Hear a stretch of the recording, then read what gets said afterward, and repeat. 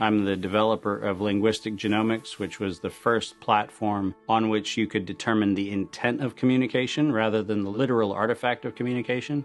But we've also used that technology for a number of other applications in defense and intelligence and finance, and most notably, in the early 2000s, my company was responsible for bringing down what was, at the time, one of the largest tax frauds in U.S. history. We maintained a series of inquiries into every individual, every organization, and every company that is involved in anything that either blurs the line of biological and chemical weapons or crosses that line in any of 168 countries. In 1999, there were 1 million patents digitized by IBM, and those 1 million patents were the first time human innovation had been put into an electronic digital searchable format. We took that information and we did a very simple exercise using our linguistic genomics technology, where I made the horrific assessment that approximately 1/3 of all patents filed in the United States were functional forgeries, meaning that while they had linguistic variations, they actually covered the same subject matter. In 1999, patents on coronavirus started showing up, and thus began the rabbit trail. March 2003. Panic grips Hong Kong as a deadly new virus sweeps through the city. In 2003, the Center for Disease Control saw the possibility of a gold strike, and that was the coronavirus outbreak that happened in Asia. They saw that a virus they knew could be easily manipulated was something that was very valuable, and in 2003 they sought to patent it. And they made sure that they controlled the proprietary rights to the disease, to the virus, and to its detection, and all of the measurement of it. We know that Anthony Fauci, that Ralph Baric, that the Center for Disease Control, and the laundry list of people who wanted to take credit for inventing coronavirus were at the hub of this story. From 2003 to 2018, they controlled 100% of the cash flow that built the empire around the industrial complex of coronavirus. The World Health Organization has officially named the novel coronavirus the novel coronavirus outbreak. The coronavirus The World Health Organization has is a pandemic. An international public health emergency.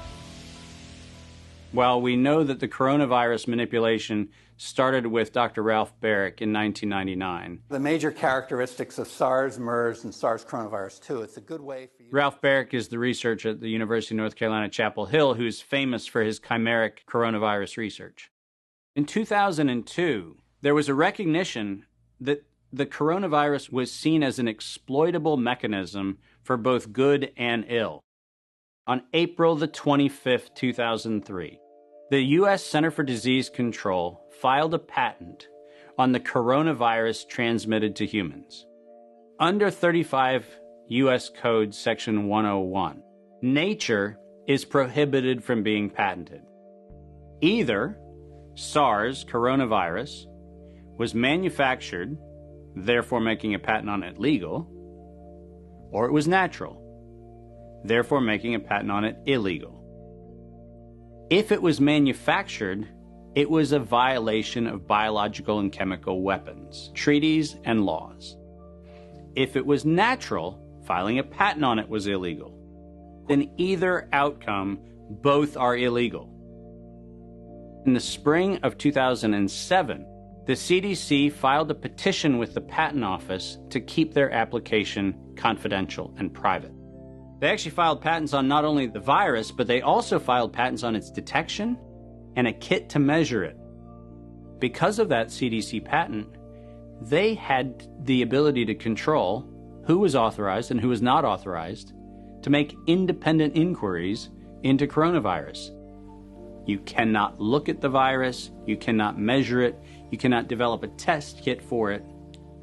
And by ultimately receiving the patents that constrained anyone from using it, they had the means, they had the motive, and most of all, they had the monetary gain from turning coronavirus from a pathogen to profit. Developing and owning a coronavirus vaccine has become a biotech arms race with political overtones. This vaccine gold rush is starting to bother me. Gold rush. Let's keep that in mind. And so somewhere between 2012 and 2013, something happened. The federal funding for research that was feeding into places like Harvard, Emory, University of North Carolina, Chapel Hill, that funding suddenly became impaired by something that happened at the NIH, where the NIH got this little tiny moment of clarity and said, I think something we're doing is wrong. And in 2013, the NIH said, gain-of-function research on coronavirus should be suspended. The National Institutes of Health had a moral and social and potentially legal reason to object to research. But the letters that were sent to the researchers essentially said, you are receiving notice that we're telling you to stop. And now on the bottom of the page, we're going to clarify what stop means. Keep going. But when the heat gets hot in 2014 and 15, what do? You offshore the research.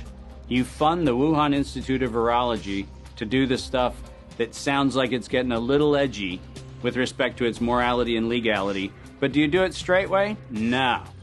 You run the money through a series of cover organizations to make it look like you're funding a U.S. operation, which then subcontracts with the Wuhan Institute of Virology. The U.S. could say, China did it. China could say, the U.S. did it. And the cool thing is, both of them are almost telling the truth.